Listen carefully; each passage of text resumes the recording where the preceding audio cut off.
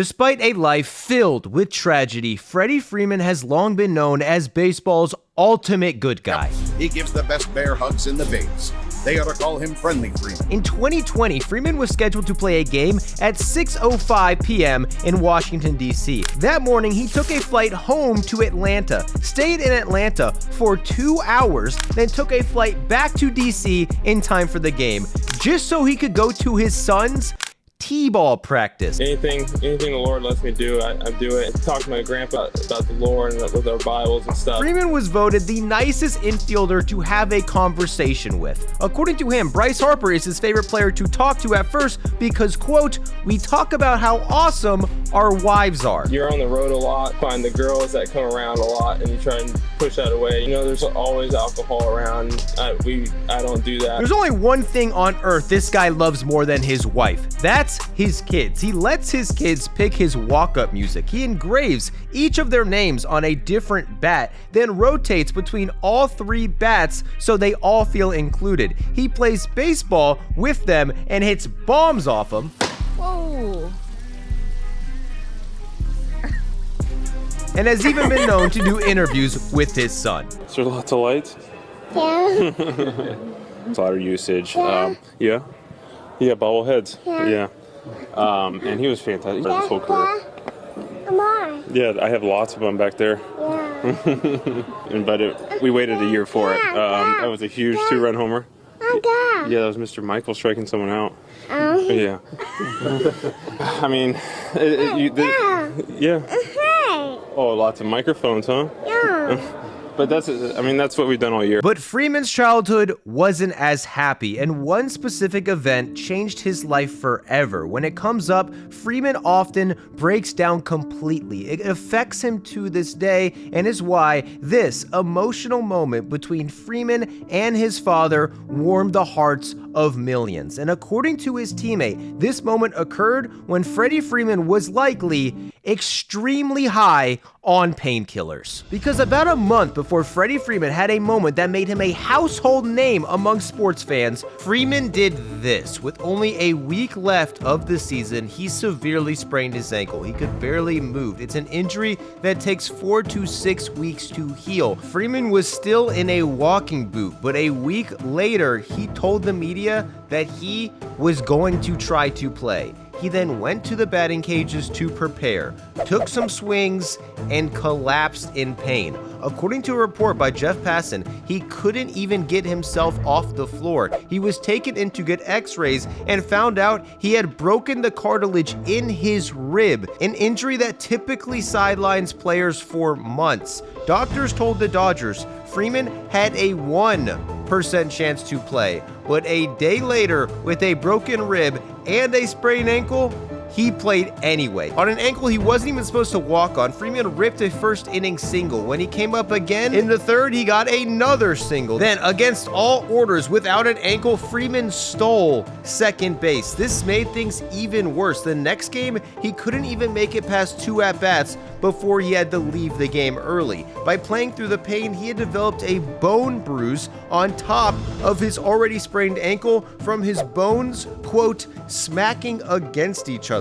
Freeman started taping his ankle over his cleat. Even this simple play almost ruined him. He could barely move and still got a hit against one of the best relievers in the league. In Game 5, this semi-routine play was so painful for Freeman that the team literally had to do a mound visit just to give him a break. In their next game, he scored from second on a hit and almost collapsed in Mookie Betts' arms. According to his teammate Miguel Rojas, Freeman was forced to take painkiller shots in his ankle and butt every 25 minutes throughout the playoffs. And through the first 2 series, he had 7 hits in 7 games. However, not one of them was an extra base hit. His power was completely gone. His OPS was a terrible 461. His manager had forced Freeman to sit out multiple games due to this injury, and there were questions on whether or not he should even be on the roster going into the World Series. But come Game 1, Freddie was in the game, and in his very first at-bat, he roped a triple. He then went 0 for 3 in his next 3 at-bats as the Dodgers fell behind, and going into the 10th, they needed to score at least 1 to stay alive. The Yankees just need 1 more out to win this game. They decide to walk Mookie Betts on purpose so they can instead face an injured Freddie Freeman.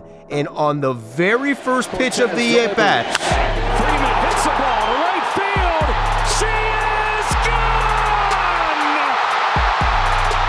this was the first walk-off grand slam in World Series history. It will go down as one of the clutchest hits in baseball history, and immediately afterwards, Freeman ran up to his father sitting behind home plate and embraced his dad. The only reason Freeman's dad was even allowed to be at this game was because Freeman had saved his own dad's life 2 decades earlier. Freeman was just 12 years old at the time and had already gone through a life-altering event. When he was 5 years old, his mother was diagnosed with skin cancer. At first, it was just a scare. The cancer went away and Freeman's life went back to normal. 5 years later, the cancer returned. Freeman temporarily quit baseball. His whole life became dedicated to spending time with his mother, but after several months of treatment, she tragically passed away. He was just 10 years old at the time, and to this day, almost everything he does is to honor his mom. He wears long sleeves to honor her fight against skin cancer. He wears a necklace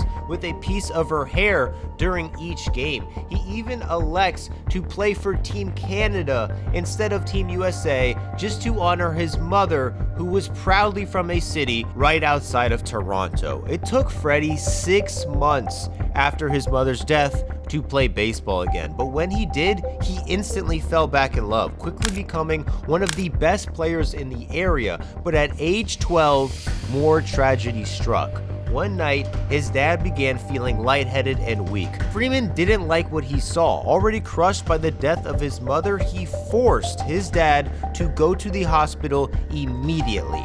There they learned that Freeman's dad not only had congestive heart failure, but that if he would have waited and gone to sleep that night like he had planned, he would have likely passed away that night in his sleep.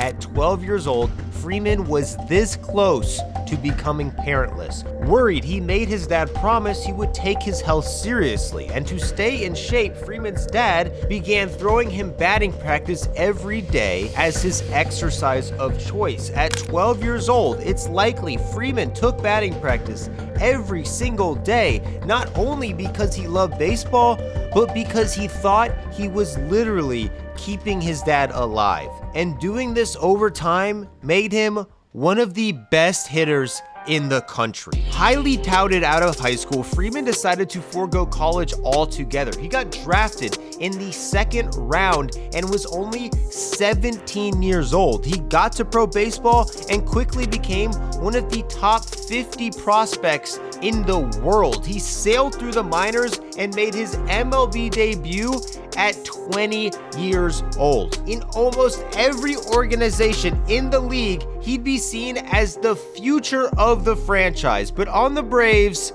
he was an afterthought, at least in the eyes of the public, and it was all because of this guy. Swing and drive! Belted right! Welcome to the show! In 2010, Jason Hayward was the future of baseball. Him and Freeman were the same age, drafted in the same year, and were best friends. In 2010, Freeman lived in Hayward's apartment, even though Hayward was tearing up MLB and Freeman was still stuck in AAA. Hayward was being called the second coming of Hank Aaron. He was ranked the #1 prospect in baseball. In spring training, the Braves had to put up tents in the parking lot because Hayward kept breaking car windows with home runs. This story spread and added to the lore. Then, in his very first MLB at bat, he hit a bomb, went on to be an all-star, won Rookie of the Year, and even got MVP votes. Freeman, on the other hand, was only allowed to play 20 MLB games this season. People in the know knew Freeman also had star potential, but the public was focused on Hayward. At only 20 years old, he was the Braves' most productive player, leading them to the playoffs for the first time in half a decade. Freeman was left off the playoff roster altogether. The next year, Freeman did get his chance. Not only did he perform, another star rookie emerged. Craig Kimbrell arguably became the best rookie closer in MLB history, breaking the rookie save record with an entire month left to play. Kimbrell was first in Rookie of the Year voting. Freeman finished second. Jason Hayward had won it the year before. Andrelton Simmons, another rookie, would go on to lead the team in WAR in 2013, and all of a sudden the Braves were stacked with young talent. They then added superstar free agent Justin Upton and his brother BJ Upton. The Braves were now World Series contenders poised for multiple playoff runs. But it didn't work out that way. In 2011, they had what ESPN called the 25th worst collapse in sports history. They blew an 8.5 game lead in a month and didn't even make the playoffs. The next year, a controversial infield fly rule eliminated them after just one game in the wild card round. In 2013, the Dodgers humiliated them, eliminating them in 4 games. So in 2014, when they couldn't even get above 500 and missed the playoffs altogether, the team had some decisions to make. Despite all the disappointments, Freeman was already loved in Atlanta. ESPN cut a promo highlighting his obsession with hugging his teammates. The Braves ran a Vote Freddie campaign for the 23 All-Star Game. He got 19 million votes. That's the most fan votes in MLB history. Chipper Jones allegedly had told Freeman that he would be the one who was the face of the franchise when he retired instead of the other star rookies on the team, and that is exactly what happened. Braves traded Craig Kimbrell, they traded Jason Hayward, Andrelton Simmons got traded, Justin Upton, Shelby Miller, Evan Gattis, Alex Wood. It was a complete rebuild. Everybody was gone except Freddie Freeman. Instead, they signed him to the biggest contract in Braves history at only 24 years old, and this perplexed many. According to WAR, Jason Hayward was 2 times more productive as Freddie Freeman had been in his career. Andrelton Simmons' first 5 seasons were more productive than Freddie Freeman's had been. Even Craig Kimbrell, a closer, had the same WAR as Freeman and likely could have been signed for way cheaper. Articles at the time described the price as, quote, hefty. In Bleacher Report, they said the $135 million seemed like, quote, a lot, since Freeman's stats so far didn't come close to earning that. And Fangraphs claimed the skepticism came since Freeman was, quote, a non-star player. And in many ways, they were right. Freeman would go on to be the 8th best qualified hitter in baseball over the next 3 years and didn't make a single All-Star game. Freeman was breaking out, but nationally, nobody cared. He became the default answer for the most underrated player in baseball, a guy that was amazing, but nobody talked about. The one good player on a terrible team. The Braves couldn't even get to 500 over this stretch. They were irrelevant. In Atlanta, however, Freeman was building his legendary status as the ultimate nice guy. When Freeman broke his wrist in 2017, a journeyman named Matt Adams, who the Braves basically got for nothing, replaced him and out of nowhere started hitting well. After 2 months, Freeman was healed, but knew this was likely Adams' only shot to ever establish himself as an everyday player. Freeman felt so bad about sending Adams back to the bench, he literally learned a brand new position while injured. He was the highest paid player on the team, the best player on the team. The team was terrible, but Freeman voluntarily switched to third base just to give Matt Adams more chances to play. He volunteered at animal shelters. He volunteered at children's hospitals, created a foundation with his wife, and a more recent video shows him running into a kid who dressed like him for Halloween. Are you me? Are you me for Halloween? Yeah? That's my last name. That's my baseball number. You want to take a picture? Yeah. Let's do it. Nationally, Freeman got very little attention between 2014 and 2018. In Atlanta, however, he was beloved. Being on a team with no chance of winning, team after team came to the Braves trying to trade for Freeman. One NL executive said, quote, "The Braves will trade anyone except Freeman."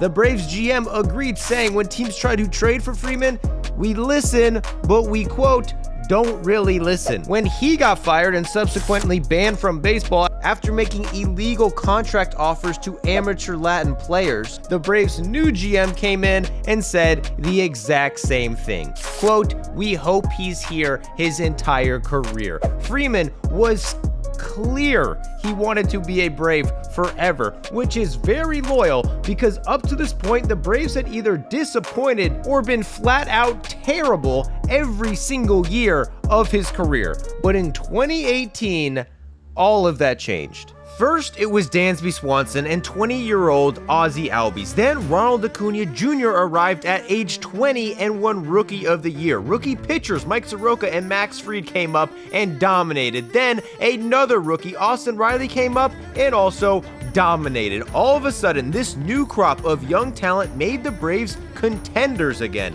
Freeman, the only Brave to stick out the entire rebuild, was not only undoubtedly the most beloved player on the team, he was the captain of the team and by far the most important player on the team. In 2018, they shocked everyone, winning the division and making the playoffs. The next year, with higher expectations, they won the division again. While battling bone spurs, Freeman was debilitated. A Brave surgeon said his bone spurs were, quote, "pretty much cracked in half and were going to fall off if he continued to play."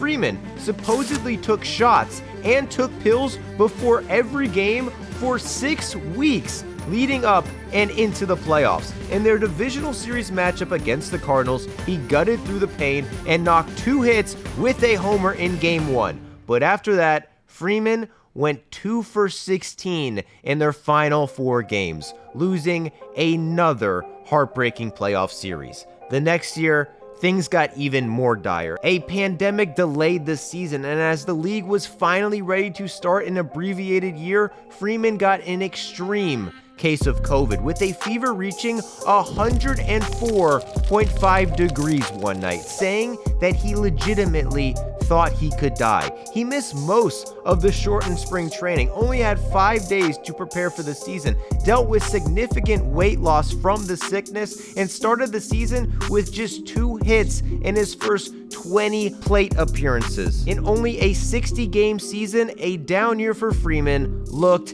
inevitable.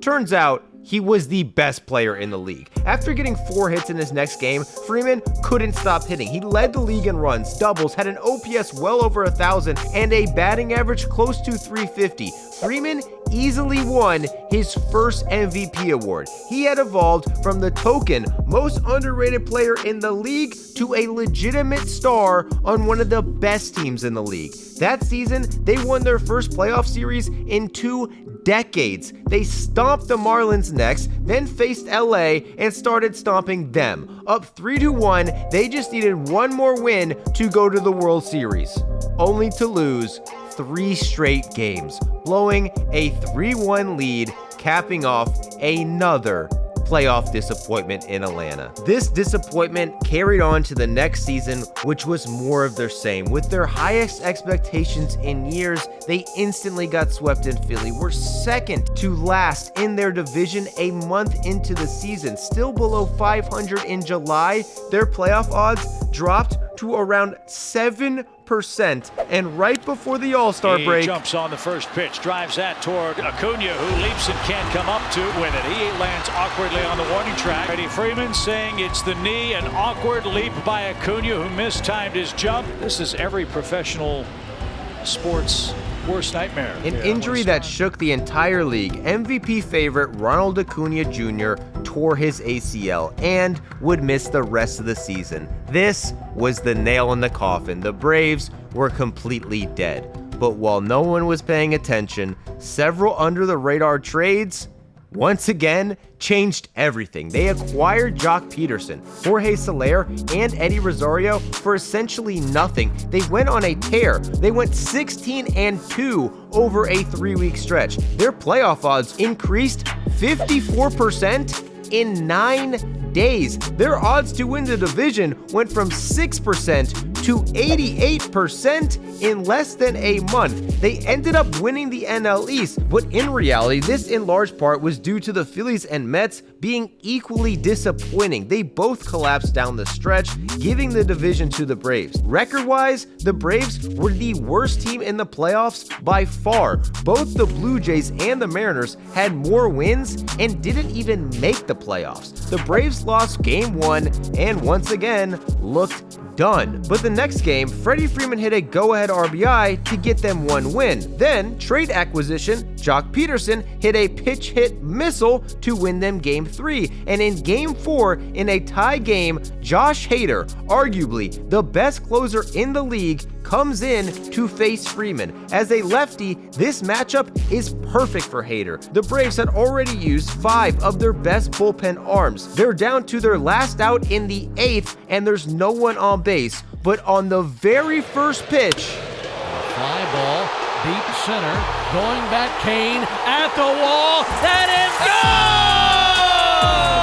This momentum carried on. Against LA, the Braves continued to roll. Eddie Rosario, another trade acquisition, went off as Freddie Freeman himself hit home runs in back-to-back games. In Game 6, he took 4 walks against the Dodgers, setting up Eddie Rosario perfectly to make the finishing blow, taking the Dodgers down in 6 games. Somehow, someway, the Braves found themselves in their first World Series in 22 years. Facing the most dominant team of the decade, they shouldn't have much of a chance, but they win Game 1, came back home with the series tied, and squeaked out 2 extremely close games. Up 3-1, they just need one more win to win it all.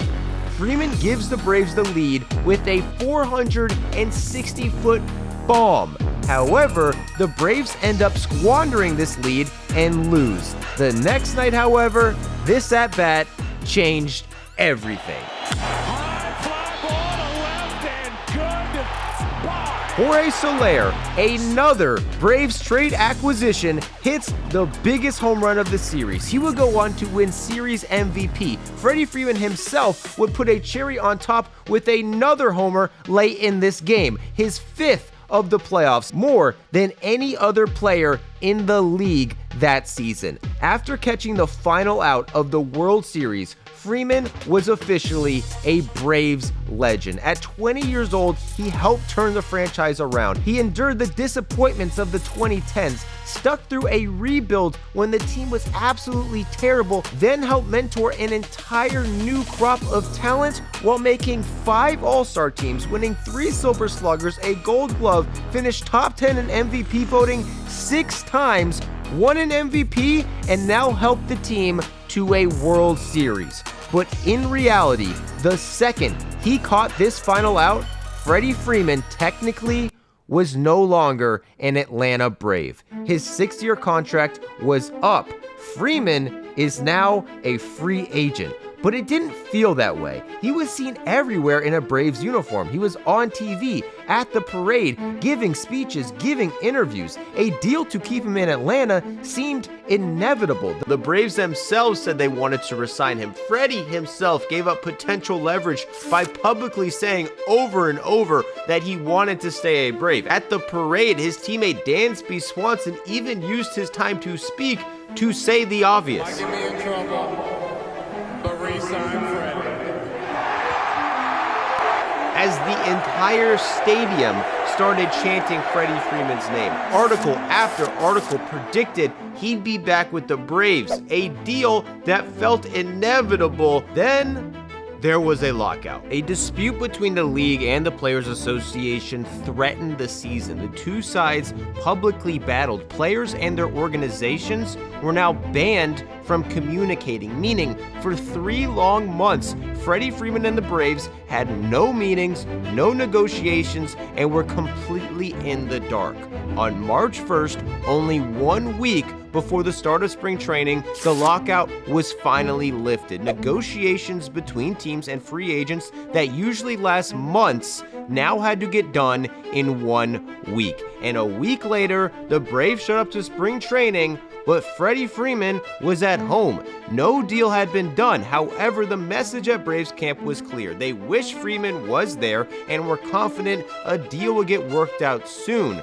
But behind the scenes, they were running out of time. On March 12th, Freeman's agent reportedly gave the Braves an ultimatum. Either sign him for $29 million a year for 6 years, or give him $33 million a year for 5 years. Any other offer, and Freeman would sign with a different team. At the time, the Braves' offer reportedly was around $27 million for 5 years. Normally, they would have months to work this out, but with just 5 days until spring training games began, the Braves were vulnerable. If another team offered Freeman a number they weren't willing to match, they would not only lose Freeman, they would have no time to replace him. The other talented first baseman had already signed. They would risk going from MVP level production at first to replacement level production at first base. So on March 15th, the Braves shocked everyone. Of ESPN reporting Atlanta and Oakland are in agreement on a trade that will send star first baseman Matt Olson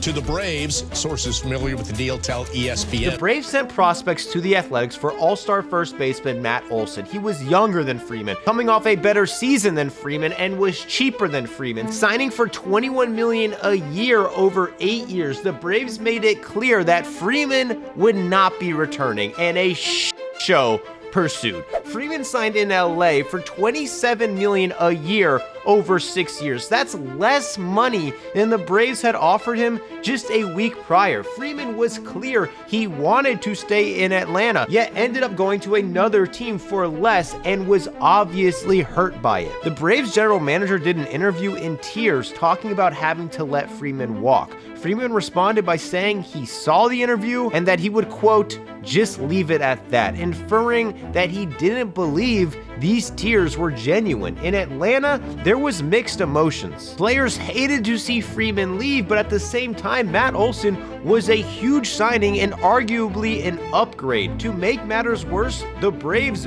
biggest player actually seemed happy that Freddie Freeman was gone. But before we get to that, a quick word from today's sponsor. This video is brought to you by PrizePicks, the most fun and exciting way to get in on all the action on sports. You can finally put your money where your mouth is on all those hot takes you have. You think Aaron Judge is going to go off in a big game? Select more on his hits. You think Ohtani is trash under the pressure? Select less on his hitting stats. Think your QB is going to go off this week? Select more on his total yards. That's what I'm doing with Lamar Jackson this week, going more than 230 passing yards, along with Travis Kelce getting more than 70 receiving yards. You can win up to 100 times your money with as little as just 4 correct picks. With the FlexPay option, you can even win if you get a pick or 2 wrong. And with injury insurance, you don't have to worry about a late scratch. If your pick leaves in the first half and doesn't return, PrizePicks keeps your lineup live. The best part about PrizePicks for me is taking advantage of all the promos they do regularly. This week for Thanksgiving, they're setting Tyreek Hill's receiving yards at 0.5 yards. If Tyreek Hill gets 1 yard, this pick hits. But if you missed this amazing pick, don't worry, they do promos like this all the time. So download the app now and see what promo they got right now. Just sign up with my code BDE. They're giving you $50 instantly after you place your first $5 lineup. Yes, just download the app, use code BDE, and first-time users will get $50 for free after you just submit one $5 lineup. PrizePicks, run your game. In an Instagram Live interview in Spanish, Braves player Ronald Acuna Jr. was asked about Freeman's departure. His answer was translated and posted on Twitter, claiming Acuna said, quote, I won't miss Freddie Freeman, that they had friction, that he was overbearing and wasn't someone he could talk to. Acuna claimed he never said that, but more and more translations confirm he said things along those lines. He said him and Freeman had a lot of clashes. He said Freeman and other veterans veterans apparently wiped the eye black off Acuna's face because there was too much of it and wouldn't let him wear sunglasses on the top of his hat because it blocked the Braves logo. Freeman responded to these comments and said that he loved Ronald, that there was no tension, and that these were just organizational rules he had to enforce. Acuna would later say his comments weren't meant to be disrespectful to Freeman, but didn't regret saying them, saying that Freeman signed with another team. What should I miss about somebody on another team? And all of a sudden, a part of the Braves fan base detested Freddie Freeman. The Acuna story showed him in a negative light, as reports came out claiming his agent offered the Braves an ultimatum a week before spring training and that he'd end up making less with LA. Many blamed Freeman and his camp for not getting the deal done. A few weeks ago, Freeman was one of the most beloved players in Braves history. Now, with his highly anticipated return to Atlanta for a series in June, there were legitimate questions on whether or not he would get booed. You know, I know people are gonna say some harsh things for me, you know, but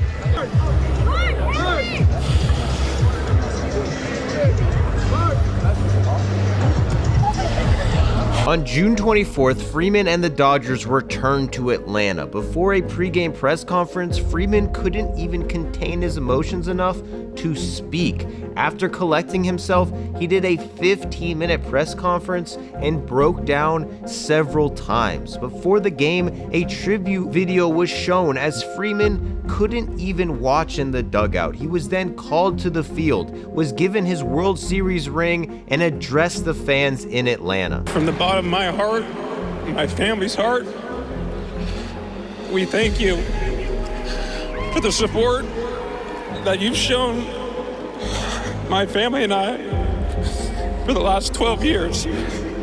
I know I got a different uniform on, but I still love each and every one of you guys.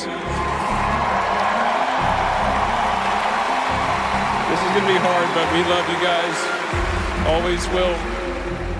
And thank you from the bottom of my heart for everything that you've shown my family and I over the last 12 years. When he came to the plate in the first inning, Freeman got a massive standing ovation and broke down in the box.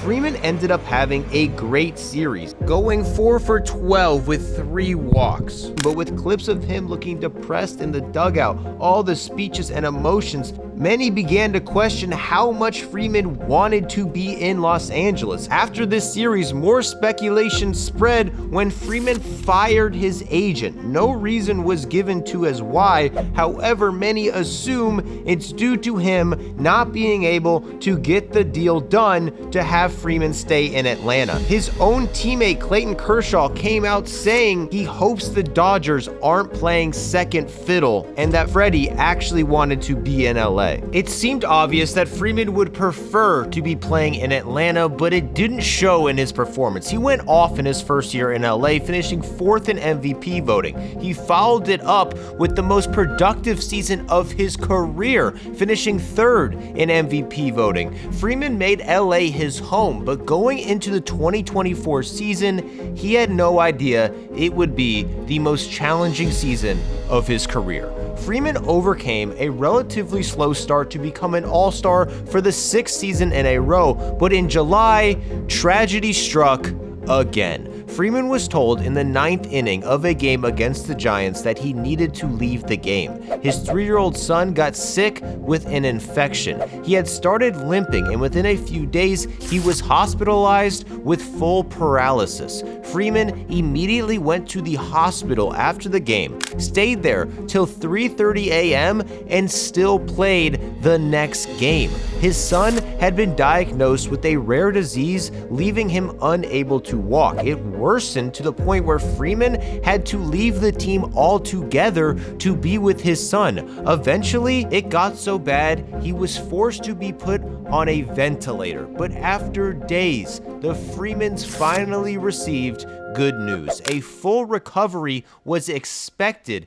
However, he would need to relearn how to walk, and it would be months before they knew for sure that he would be back to normal. Freeman returned to the team after missing 10 games. When he returned, he found the entire team wearing shirts that said Max Strong in support of Freeman and his son. In an emotional plate appearance, he received a standing ovation in his first at-bat back. A few weeks later, he returned to Atlanta, and the organization gave him a donation to a charity that helps kids with the same disease. About a week later, Freeman would sprain his ankle, then broke a rib. Going into a playoff series, this seemed like a massive weight on his shoulders. However, right at the start of the playoffs, Freeman released a video of his son Max walking for the first time since his illness. So in reality, despite the injuries, this